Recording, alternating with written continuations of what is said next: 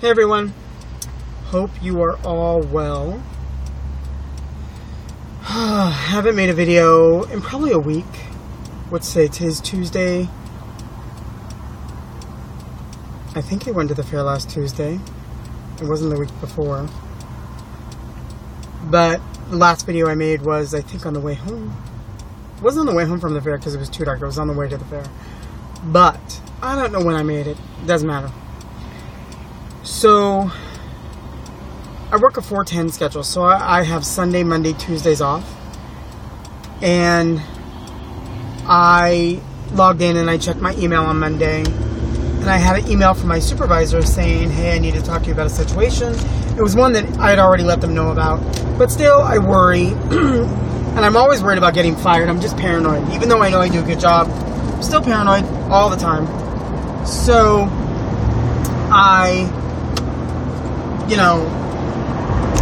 for 2 days I was depressed because I thought, crap, I'm going to go into work, I'm going to get in trouble, I don't know if I'm going to lose my job, just because, I'm a little dramatic. But I just worry about stuff like that. So, okay, this is going to be loud. So, I went into work today, talked to him about it. It's a situation that can't happen again, I get that. But I'm okay. And thank goodness when the situation actually happened, I let people know about it. So, I made a mistake, but, I'm okay. But because of that, I've been depressed for the last 2 days. And I start to think about a lot of stuff. And, like that, supposed date or non-date that I went on a couple weeks ago. Honestly, I'm 42. I've never been in a relationship. I've never had a boyfriend. And I've technically never been on a date. Okay? Yes, I've met up with people, had encounters. I don't consider those dates. So I'm not a total dweeb, that has no life. But I've lived alone long enough and by myself so that I've not had to deal with putting up with somebody else's irritating habits and, roommates where I share food and have to label it. And, I did it a long time ago. I'm not doing that again. So, the reason I bring that up is, I keep telling people I want a boyfriend. I want to be in a relationship. You know what? I want the fun parts of being in a relationship. I want someone to hang out with. But I don't want to deal with their shit. Oh my God. I feel bad if somebody asks me how my day is, and I answer, and then I don't ask back. And all of a sudden I'm like, oh shit, I didn't ask back. I should have asked them. Now I feel bad. Now it's too late. Now it's going to be awkward if I say, oh, how are you? Because it's been so long. I should have automatically asked that. Well, I don't. You know what? I'm a numbskull sometimes, and I forget to ask. And a lot of times I don't care. Which, I know that's even worse. But most people that ask you how you're doing, they're asking because they're being polite, not because they really care. So, yes, I'm jaded and I'm bitter and, I get that. But I'm just like, come on. I don't want to deal with the stress of having to make sure somebody else is happy. I can't make myself goddamn happy. How am I supposed to, make sure someone else is? And I honestly have friends that can never be single. They will be in a long-term relationship, years and years, break up, and within a week, they have a new partner.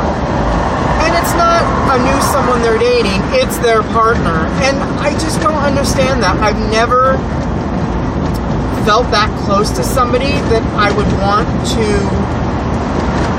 totally encompass them into my life. And oh my God, it just sounds exhausting. So I'm just, the last 2 days I've been thinking about that because I thought I was going to get in trouble at work, so I was depressed. So I stayed home. I didn't go anywhere. I didn't feel good. So I know a lot of it was mental, some of it physical. So I just kind of stayed in my apartment for 2.5 days and really wasn't on the internet much. I posted every once in a while. I kind of responded to Twitter if I got something sent to me. But I just, oh my God, I sigh like, okay, are you serious? This really is what you want to do? And I don't know. There's a lot of changes I want to make in my life. And part of it's work, part of it's where I live. I've said this before, I would love to live in Southern California. Just the idea of it being sunny and warm every day. I mean, this summer has been really amazing in Seattle. It's normally not as sunny and nice as it's been this year. So it's usually... Oh, you can see my spiky hair. Look at that gray streak. Can you see the gray right there? That's goddamn crazy. But that's what it is. It's gray. It's like a freaking beacon. So... I don't know. I know that if you move, your problems go with you and all that stuff, and moving's never an answer if you're just trying to get away from your problems. But I'm not happy here. I hate where I live right now. A studio apartment is so small. I mean, I feel like I'm not living and that I can't. I'm in this one confined room and I try to make it nice, but then I get depressed and it gets messy. And then I get depressed even more because it's messy. And then I'll start to clean and, oh, God, it's a never-ending circle of psychosis. I haven't even been going online as much lately. And that's how, depressed you can tell I've been. If I'm not online chatting, then I'm not doing well. So, I don't know. I've even had money to spend the last week or so. I just haven't wanted to. I will say that I got a lot of food from Costco and Schwann's. And most of the stuff from Schwann's has been okay. Some of the stuff I got from Costco is pretty nasty, and I've kind of tossed it. So there was this Texas caviar, and it was supposed to be corn and beans, and I think there was red peppers in it. I don't know, it was gross. I thought it would have been moist. Oh, Lindsay, I know you love this word. Moist! And it wasn't. So I tossed that.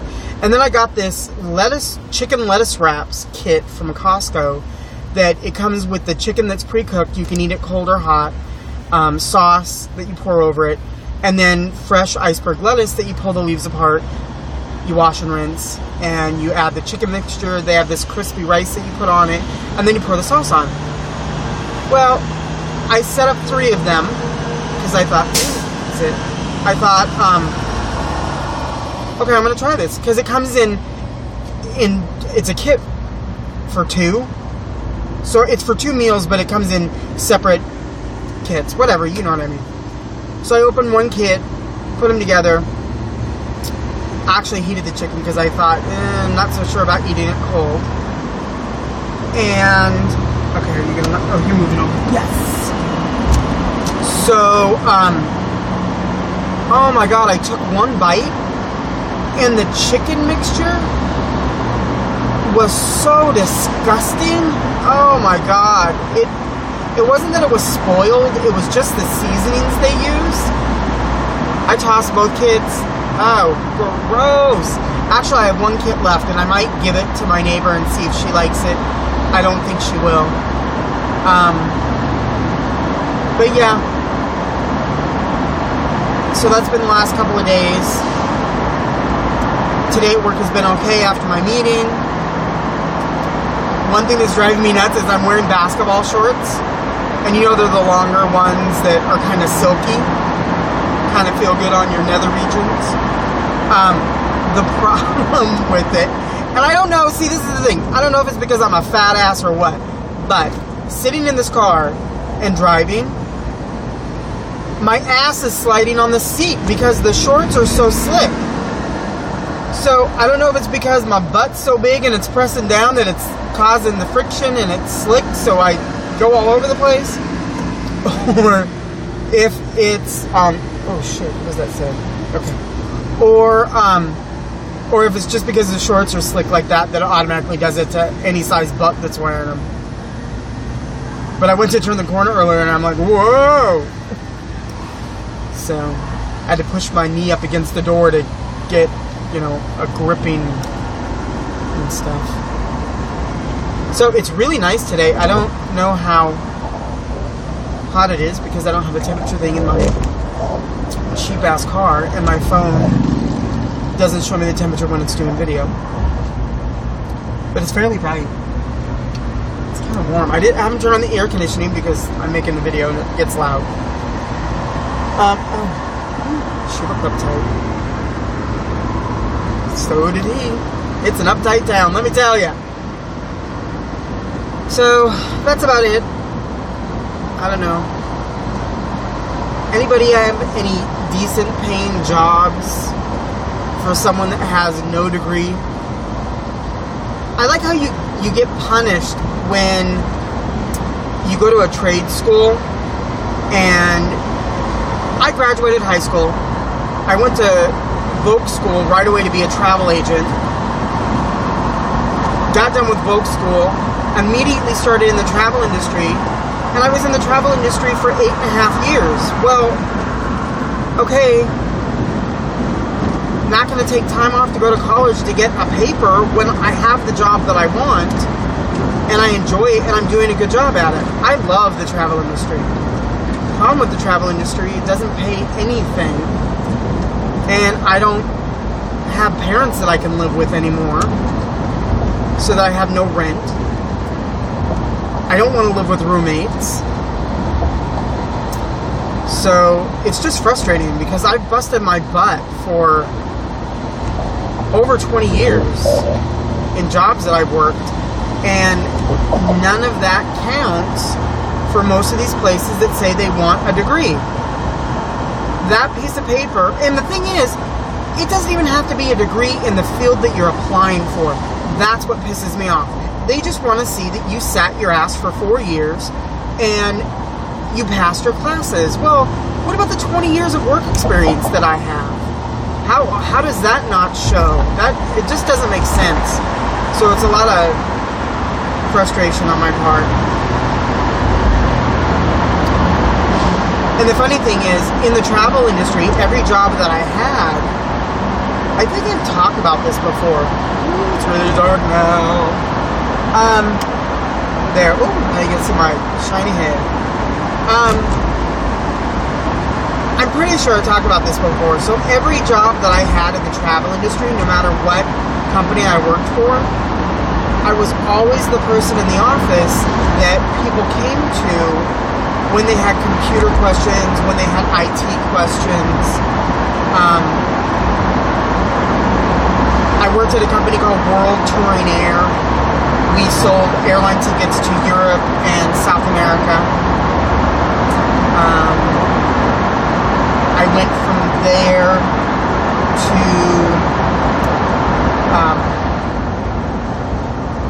where did I go from there? I went from there to Mutual Travel, where I worked on the hotel desk, being a hotel desk specialist, and then got promoted to work at the members only desk, where we had specials for people that belonged.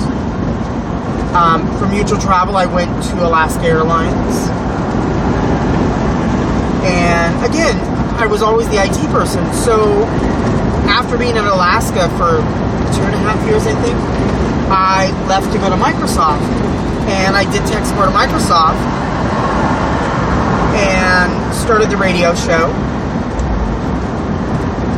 Did the radio show for a while, and then Microsoft didn't like that I was doing the radio show, so they ended my contract, and I went to work for the phone company, And again, I was a sales rep at Quest, but again, I was still one of the people came to for computer questions.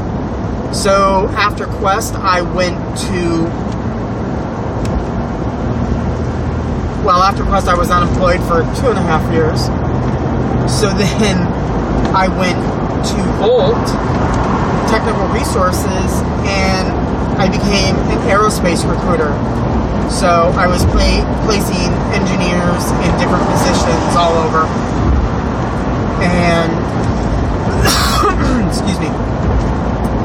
And then I was able to find my own job, because really, I honestly was a shitty recruiter. I mean, I did really well with my clients and submitting them, but I like a job where you go to where at the end of the day, you have results. So you either help people or, there's some sort of reward. And my reward is knowing that I help people.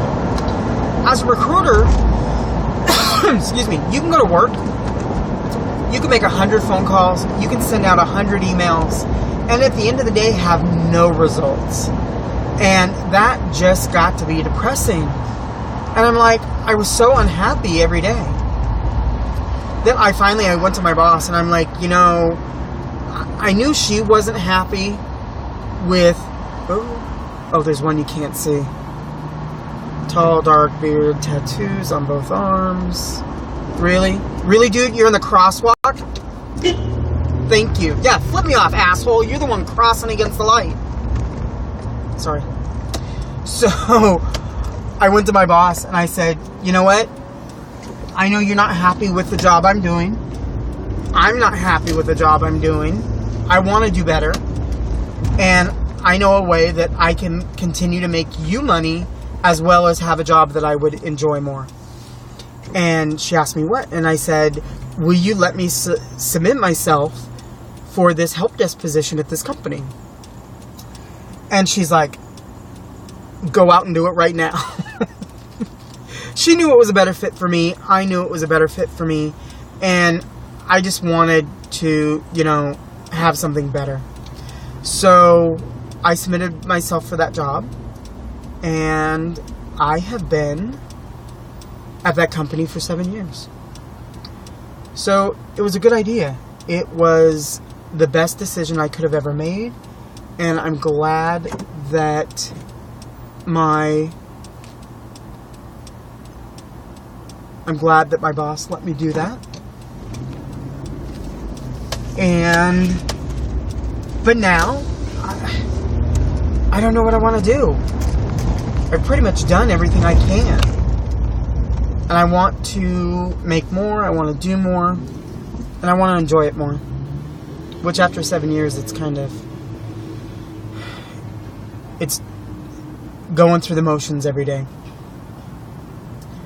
So if anybody knows of anything that pays decent, and I don't know how to say what the decent pay is without just saying, send me a message directly so I can, give you an IM or something. And because I know there's a lot of jobs out there, but I don't want to make less than I'm making now.